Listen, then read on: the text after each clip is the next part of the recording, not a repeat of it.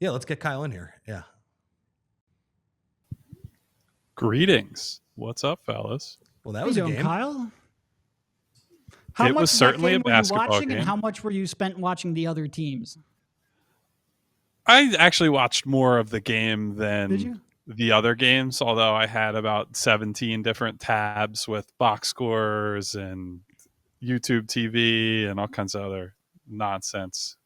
Checking in on my league pass, a Photoshop tab in case I needed to make any anti Doc Rivers propaganda for the timeline. Not that we needed propaganda, because we could just look at what's happening in real life and point it out to people and say, the guy who did nothing for us over the last however many years, once again, did nothing for the city of Philadelphia. So thank you to Doc Rivers for all of us having to go through this Wednesday night torture chamber with the Miami Heat. Shout out to Doc. Well, don't call it a torture chamber, Kyle, because that sounds like it's scary playing in one game. Let me ask you real quick. What did Nick Nurse say about Embiid and kind of the decision to, I guess, reverse course, and kind of it was very different from what he said before the game? Yeah, so I talked with our Discord users prior to the game about this. I read basically nothing into the pregame stuff. The way that the news was delivered that these guys weren't playing, it seemed very clear that they knew probably earlier than they let on, which don't tell the NBA, by the way, but knew probably earlier than they let on that these guys weren't playing today. We were talking pregame about, oh yeah, they go through warm-ups and we'll see what happens. Joel never even came to the arena today. So like read into that what you will. It's one of two things. Either one, they lied on Saturday when they said he went through the full practice with the team and he's actually hurt, or it was just the fact that Joel was never going to play and he's fine. And Nick did say after the game tonight that he's going to be ready to go. It was simply precautionary. And so I choose to believe that this was just them not taking Brooklyn all that seriously and saying, we believe we're going to win. We're going to just, we think Joel's conditioning base is good enough. We'll bring him back on either Wednesday against the Heat, or it would have been Saturday, Sunday, whenever the playoff series would have started if Doc Rivers had taken care of business. But everything sounds good with Joel. The big concern for me now is Melton. I asked about him, and Nurse implied that very unlikely he's going to play in the play-in game, and assuming that they make a playoff series sounded more like, yeah, the hope would be you get him back late in a potential series. But Which, like, look, we've talked about this a ton. Derek, Rich, Devon, all of us on the show or in Rich's newsletter, what have you. You just can't bank on him anymore. Like, I think the ship has sailed. but 5 hours ago he was saying he wanted to play in 15 minutes tonight. How is he ruled out Wednesday when nothing changed? So he's not technically ruled out, but I posted the video clip. You guys can check it out on the PHLY Sixers account. Essentially, what he said is it sounds like there's a lot that has to be done, but then on top of that, he just like doesn't feel at this point, because of the road to get here, not playing today, et cetera, et cetera. All these other guys have been in the rotation and have been playing 15, 20, 25 minutes in some cases. He doesn't necessarily feel confident that he's going to throw D'Anthony out there and like try stuff out. Like, oh yeah, we're going to work guys back in. I think Nurse believes that at this point, the guys who can play are the guys who can play. And if you can steal minutes here and there for somebody like D'Anthony, that'd be helpful. But it doesn't sound like that's super likely to happen. So, what do you think about the Miami matchup? Because I'm not going to ask about Mo Bamba's rebounding in this game and things like that. We've look, found out how to get Mo Bamba to rebound, though. Just have him fall on his ass and he can collect That it was when he's pretty laying good. down. Yeah, I like that. Listen, I'm not. Mo played pretty well today. At least had good activity in that game, so I'll give him that. So on the Miami front, I feel like I'm going to say the same thing I've said about the Miami Heat for at least a few years now. Dog shit regular season team. Offense was terrible. Defense is very good, but yet you get into a playoff matchup with them, and it's the guy who I think is the best coach in the league. You have Jimmy Butler, who has historically been one of the better playoff risers over the last 3, 4, 5, whatever years it is, and there's always that sinking feeling in the pit of your stomach, like they're just going to pull something out of their ass and win the game, humiliate you, do something.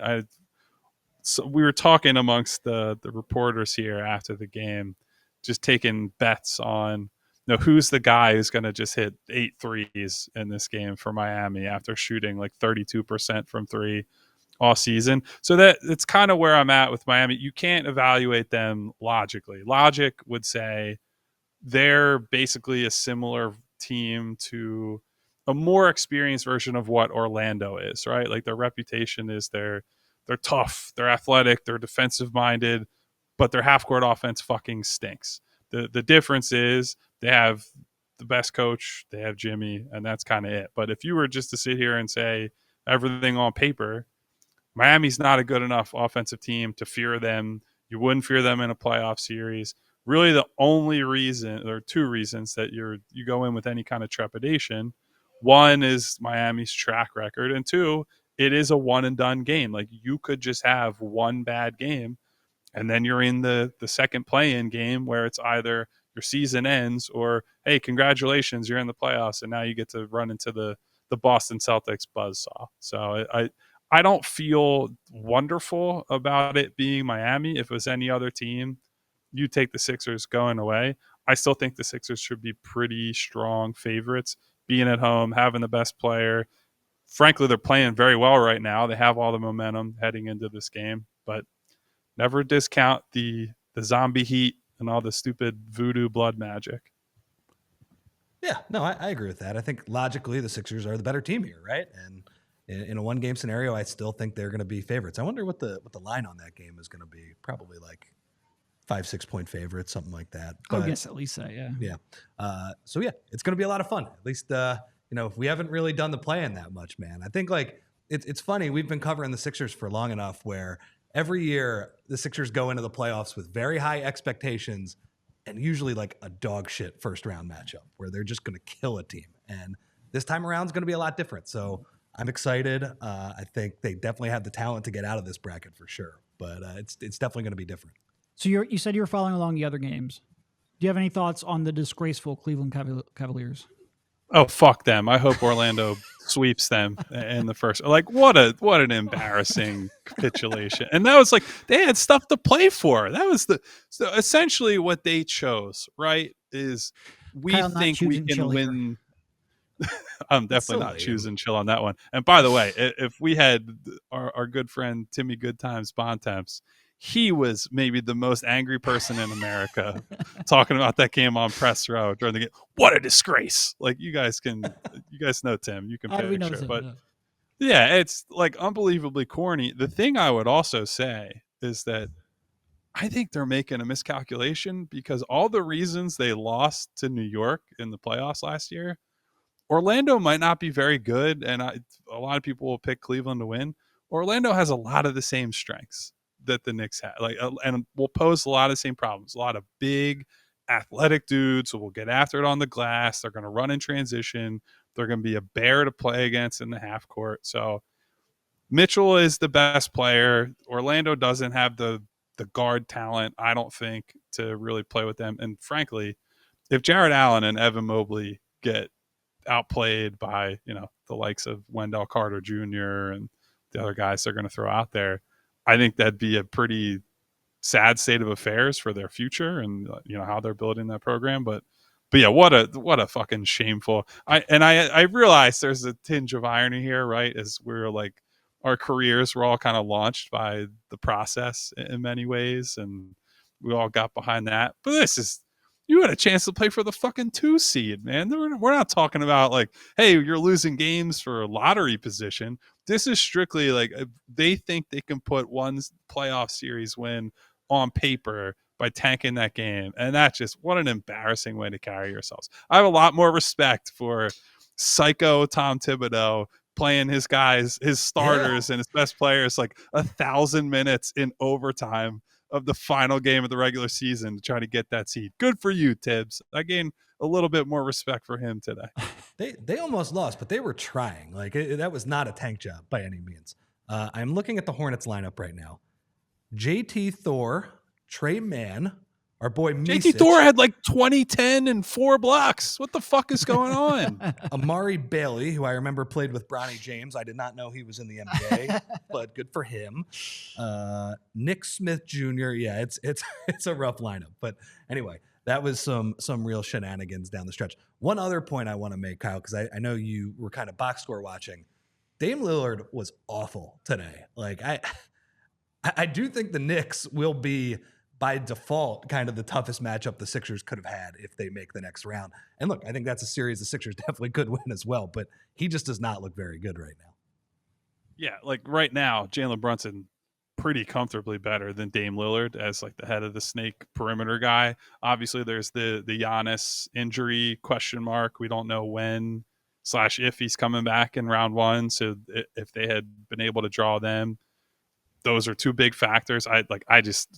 Then there's the coaching side of it. Like, not that I think Tibbs is like Red Auerbach or anything, but clearly has them playing like a very sound team first mentality on defense. It's a Tibbs team, right? Like they play like every Tibbs team ever. They just happen to have more offensive talent, or at least one guy who's star level talent as the head of the snake, and everything falls into place around them. So yeah, if they're able to get past Miami, I know people were hoping for, when it was looking like the Knicks would be the 3 seed, I think everyone was looking at that. It's like, yeah, like go get the 6, and I believe that too, just to escape the play-in. But I do think New York, as of right now, is the tougher team to play than Milwaukee. I think playing at MSG by itself that's going to be a bear, even if they weren't that good. That's a great environment. The Knicks will come down. Knicks fans will come down here, and it'll be like 50% blue jerseys at the Wells Fargo Center if they play them